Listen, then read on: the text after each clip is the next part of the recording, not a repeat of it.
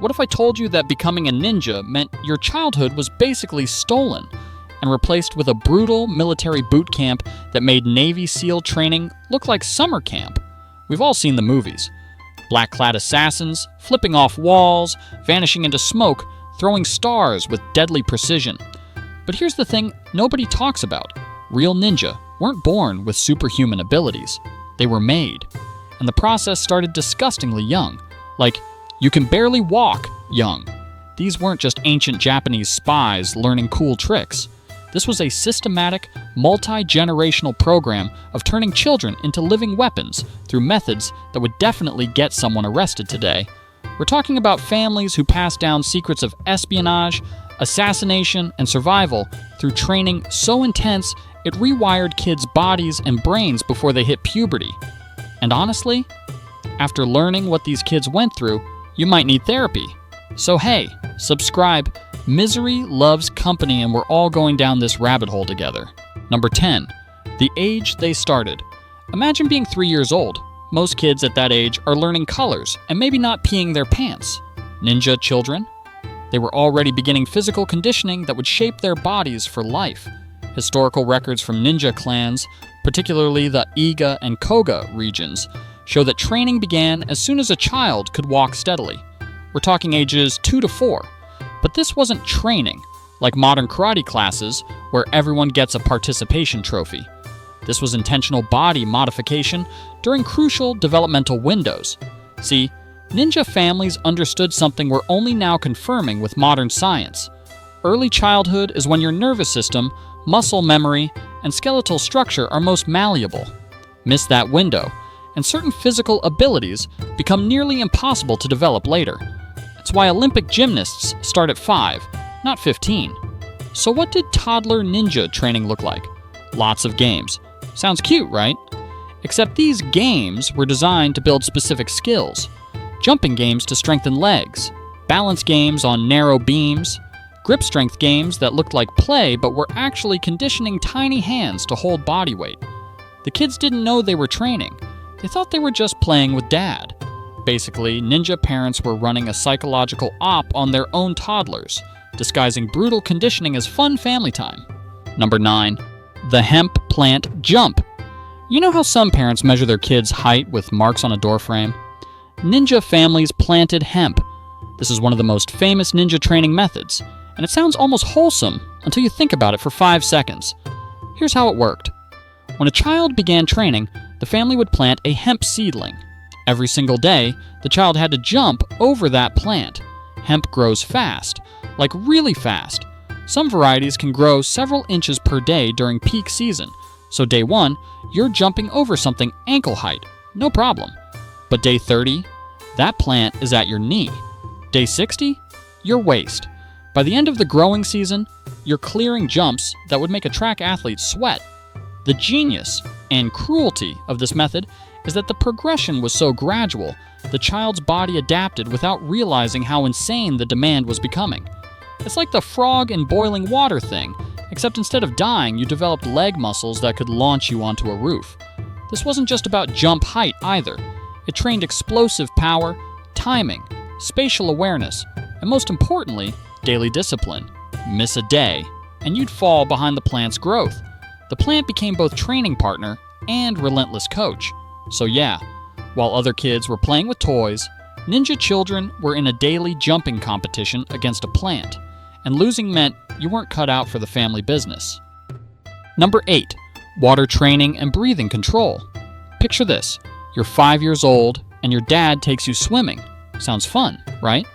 Except in ninja training, swimming lessons meant learning to hold your breath until your vision started tunneling, and your lungs screamed for air. Ninja clans lived in constant danger of being hunted, and water offered both escape routes and hiding spots, but only if you could stay submerged long enough for enemies to give up searching. So children were trained in breathing control from an absurdly young age. The training was progressive, but brutal. It started with simple underwater games, who can hold their breath longest while sitting still. Then it evolved into swimming underwater for distance, then swimming underwater while performing tasks. Eventually, kids were expected to hide in rivers or ponds, breathing through hollow reeds, Staying motionless for hours while samurai searched for them overhead. But here's the really messed up part. They didn't just train breath holding. They trained comfort with oxygen deprivation. Modern free divers talk about relaxing into the breathlessness, fighting the panic response that makes you surface. Ninja children learned this before age 10. Some training methods involved holding stones underwater, or swimming lengths of rivers without surfacing, or, in particularly hardcore families, being held underwater by an instructor until the child learned to control their panic. Totally normal childhood stuff that definitely wouldn't traumatize anyone. The result? Adult ninja who could remain hidden in water for extended periods, or cross moats without being seen, or survive near drowning situations that would kill normal people. But the cost was putting children through experiences that basically rewired their survival instincts. Number 7. The hanging method. Remember monkey bars at the playground? Fun childhood memories, right? Now imagine if failing to hold on meant your family considered you a disappointment and your entire future was in question. Ninja children were trained to develop grip strength and upper body endurance through hanging exercises that started simple and became absolutely sadistic. Began around age 4 or 5 with basic hanging from tree branches, just holding on as long as possible. Sounds manageable, but then the requirements escalated. Hanging with one hand, hanging while someone gently swung the branch, hanging while holding objects in the other hand, hanging while transitioning between branches. Eventually, kids were expected to hang, swing, and traverse entire courses through trees without touching the ground. The real goal wasn't just strength, it was building tendons and ligaments during childhood development. Adult bodies can build muscle, but the connective tissue that supports extreme gripping force, that needs to develop young. Ninja trainers knew that a child who spent years hanging and climbing would develop finger, wrist, and forearm structures fundamentally different from normal people. We're talking about the physical difference between someone who types for a living and someone who's been rock climbing since age 4, except multiply that by 10, and add the pressure of knowing your family's survival might depend on whether you can hang from a castle wall long enough to climb it. Oh, and falling? That was considered a learning experience, as in, learn not to fall or learn what broken bones feel like. Tough love really hit different in feudal Japan. Number 6, running on rice paper. So you think you're light on your feet because you can sneak to the kitchen at 2 a.m. without waking anyone? Cute. Ninja children were literally trained to walk across paper without tearing it. This training method sounds like something from a kung fu movie, but it was absolutely real. Thin rice paper, the kind that tears if you breathe on it wrong, would be laid out on the ground or stretched over frames. The child's job? Walk across it without leaving a single tear or footprint. At first, this seems impossible, because it basically is, for normal people with normal walking habits. But that's the point. This training forced children to completely relearn how to move. They had to distribute their weight perfectly, step with the outside edge of their foot first, roll through each step with precise control, and move with a lightness that defied their actual body weight. The progression was methodical. First, they practiced on dirt, learning to leave no footprints. Then sand, which is even more revealing. Then rice paper with wooden boards underneath. You could make noise, but not tear. Finally, just the paper alone, where any mistake was immediately visible. Why go through all this? Because a ninja's entire survival depended on silent movement. Creaky floorboards could get you killed. Snapping twigs could alert guards. The ability to move without sound or trace wasn't just a cool skill. It was life insurance. But here's the wild part. This training didn't just make them quiet. It fundamentally changed how their bodies moved. Modern research shows that people trained in this way from childhood develop different muscle activation patterns in their legs and feet. Their nervous systems literally wire differently. So while your childhood involved maybe learning to tie your shoes without falling over, ninja kids were learning to defy physics on paper. And if they failed, well, torn paper meant more training, because disappointment is a great motivator when your entire identity is wrapped up in not sucking. Number 5, flexibility training that would make gymnasts cry. Think yoga is intense? Try having your legs forced into splits before your growth plates have even finished forming. Ninja flexibility training started young because, surprise, it had to. The human body is most flexible during childhood, and ninja clans exploited this biological window ruthlessly. We're talking about daily stretching routines that would make modern physical therapists file restraining orders. Children were trained to achieve splits in all directions, front, side, you name it. But it wasn't just about touching your toes. They needed to fold themselves into impossibly small spaces, contort through narrow openings, and hold uncomfortable positions for extended periods while hiding or infiltrating. The training methods ranged from intense but reasonable to borderline torture. Some involved progressive stretching with instructors gradually increasing the range of motion. Others involved weights or pressure applied during stretches to push past normal limits. The most hardcore families, they'd have children practice while in painful positions, because flexibility means nothing if you can't maintain it when every muscle is screaming. There's documented evidence of ninja training that involved children sitting in progressively deeper squats for hours, or holding side splits while performing other tasks, or bending backward until their hands touch the ground behind them, and then staying there while memorizing information or practicing hand techniques. The goal was creating bodies that could compress into crawl spaces, squeeze through gaps in walls, or hold spider-like positions against ceilings. Basically, ninja needed to move like humans, but fit into spaces like cats. And sure, this gave them incredible advantages. Adult ninja could hide in places no one would think to check, or traverse buildings using routes that seemed physically impossible. But the cost was children experiencing daily pain as their bodies were systematically reshaped into something beyond normal human flexibility. It's like if competitive gymnastics started at age 3 and never ended, except instead of medals, you got to maybe survive long enough to pass these horrible traditions to your own kids. Number 4, the nighttime vision training. Most kids are afraid of the dark.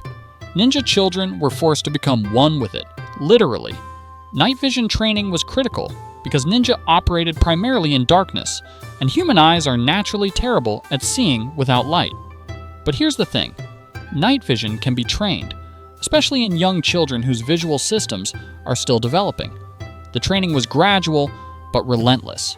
Children would spend increasing amounts of time in progressively darker environments, forcing their eyes to adapt. They'd practice navigating obstacle courses in dim light, then near darkness, then complete darkness.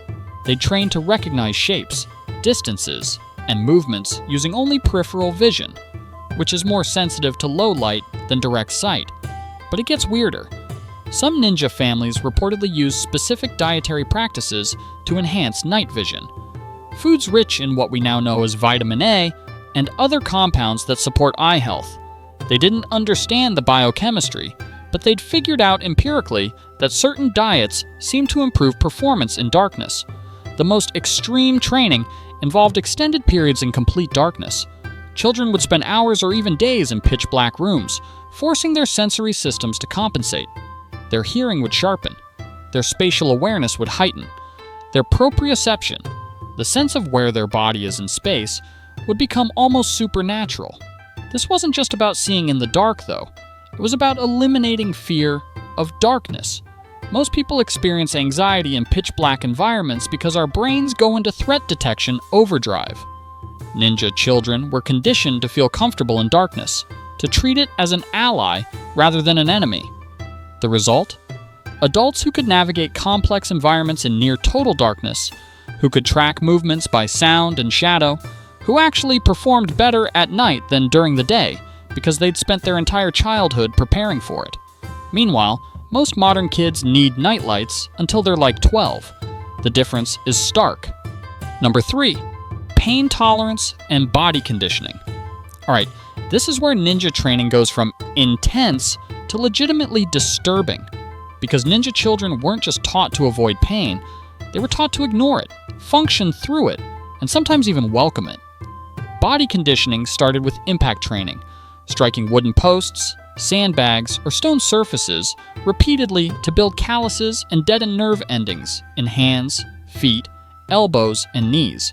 A 5-year-old's training might involve hundreds of strikes per day against hard surfaces, gradually increasing force as their bones and tissues adapted. But it went beyond calluses. There's historical evidence of ninja families using progressive desensitization techniques that bordered on abuse by modern standards. Children would be exposed to controlled pain stimuli, pressure points, joint locks, minor impacts, while being taught to control their reactions. The goal was separating the physical sensation of pain from the emotional response to it. Some training involved remaining motionless while insects crawled on them, or sitting in uncomfortable positions until their legs went numb, or holding ice or hot objects until their bodies stopped registering the temperature as threatening.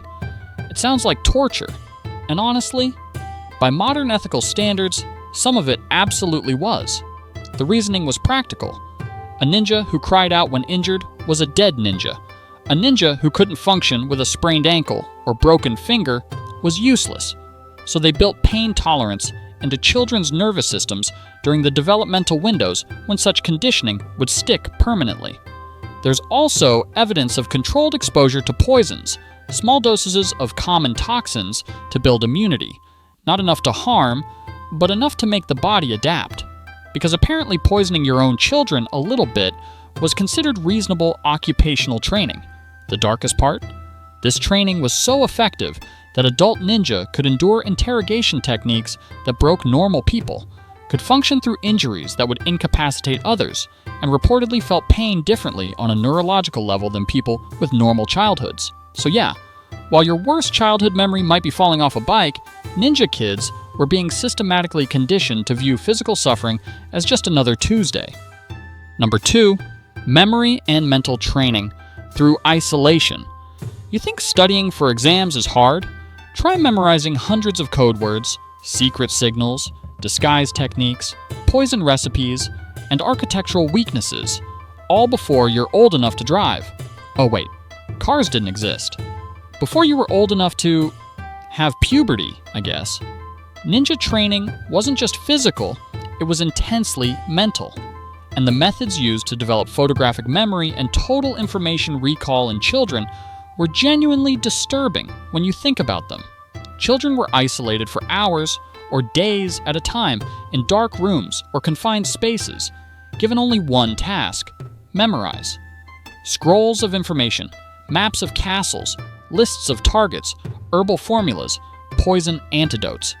They'd study by candlelight until their eyes burned, then recite everything from memory to an instructor who would punish any mistakes.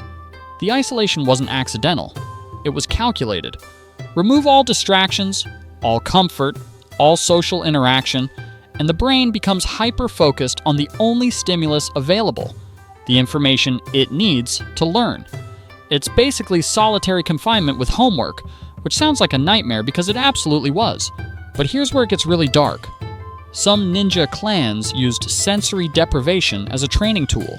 Children would spend extended periods in complete darkness and silence with nothing but their own thoughts. This wasn't meditation. This was forced mental endurance training that could cause hallucinations, time distortion, and psychological stress that would break adult minds. Why? Because ninja needed to maintain sanity and focus during extended solo missions. Hiding in a ceiling for 3 days waiting to assassinate someone requires mental fortitude that doesn't develop naturally. You have to build it, and apparently the best time to build it is when the brain is young and plastic. They also trained observation and recall through games that were actually intelligence exercises. An instructor would arrange objects, let the child observe for seconds, then remove everything and demand perfect recall of positions, colors, details. Get it wrong? Do it again, and again, and again until the child's brain learned to photograph scenes instantly. The result was adult ninja with memory capabilities that seemed superhuman. The ability to memorize building layouts after one visit, recall conversations verbatim months later, or remember hundreds of faces and names without notes. But the cost was childhood spent in isolation, pressure, and mental strain that would probably qualify as psychological abuse today. Basically, ninja clans were running a program that combined military school, intelligence training, and solitary confinement, and they started it on children who still believed in fairy tales. Well, until the isolation training made them stop believing in anything except the mission. Number 1. The social and emotional sacrifice. Here's the part nobody talks about when they romanticize ninja culture. These children had no childhood, no friends outside the clan, no innocent play, no normal emotional development. Just constant preparation for a life where trust was dangerous and attachment could get you killed. Ninja children were deliberately isolated from normal society. They couldn't form friendships with non-ninja kids because secrecy was everything. One slip, one childish boast about "my dad can kill people silently," and the entire family was at risk. So these kids grew up in bubbles, interacting only with family members and other ninja trainees who were also being molded into weapons. The emotional conditioning was systematic. Children were taught to suppress normal feelings: fear, empathy, attachment, joy. Not because emotions were weakness, but because missions might require them to betray people they cared about, kill without hesitation, or sacrifice themselves without question. You can't do that with a normally developed emotional range. Some clans reportedly used brutal methods to build emotional detachment, making children watch or participate in killing animals from young ages, forcing them to abandon tasks or people they'd become attached to without warning, creating scenarios where emotional responses led to punishment, teaching the nervous system that feelings were liabilities.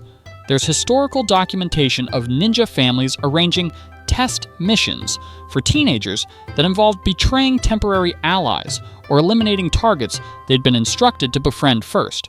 Imagine being 15 and being told, "Remember that person you've been working with for months? Kill them tonight." That's the level of emotional destruction we're talking about. The social isolation also meant these kids never learned normal human interaction. They learned manipulation, deception, observation, and infiltration, but not friendship, trust, or genuine connection. Every relationship was transactional. Every person was either clan, asset, or enemy. And perhaps most tragically, this was multi-generational trauma. Parents who'd been through this training then inflicted it on their own children, not out of cruelty, but because this was survival. This was how you kept your family alive, in a world where being ninja meant being hunted. The adult ninja we romanticize in movies. Those were emotionally stunted, socially isolated individuals who'd been systematically stripped of normal human development and rebuilt as intelligence operatives before their brains finished growing. They were effective, sure, legendary even, but they were also deeply damaged people who never got to choose whether they wanted this life. So yeah, the physical training was brutal, but the real sacrifice? That was the complete destruction of anything resembling a normal, emotionally healthy childhood. These weren't kids playing ninja. These were children being erased and replaced with something else entirely. If history teaches us anything, it's that humans will do absolutely horrific things to their own children when survival is on the line, and somehow convince themselves it's necessary. The ninja training system was brilliantly effective at producing elite operatives, but it was also a systematic program of child abuse, wrapped in tradition and necessity. And here's the uncomfortable part. We still do versions of this today. Maybe not as extreme, but competitive athletics, child performers, academic pressure cookers. We're still sacrificing childhoods on the altar of excellence and telling ourselves it's fine. Because look at the results. The difference is ninja clans were training children to survive in a world that actively wanted them dead. What's our excuse? At least they had actual assassins to worry about. We're just worried about college admissions and Instagram followers. That's all for today. I'll be making similar videos in the future. Subscribe to see them.